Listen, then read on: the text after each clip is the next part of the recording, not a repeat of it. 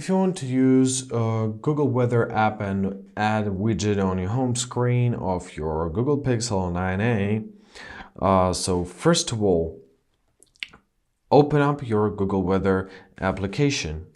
Then, first of all, we can adjust it. So let's tap here on this top left corner icon.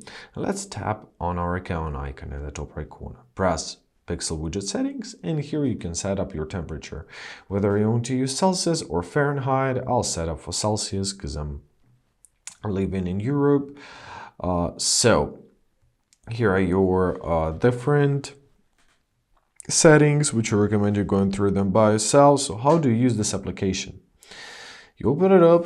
Here is your forecast, hourly forecast. It can be daily forecast, like 10-day forecast. Also, you can set up a weather map if there is available. And that's how it works. That's how you use it.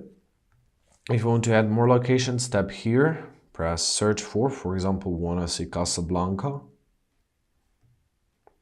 Add it, and here you'll see the weather for the Casablanca. If you want to add a widget, hold your finger on any blank space, press widgets, locate your weather widget.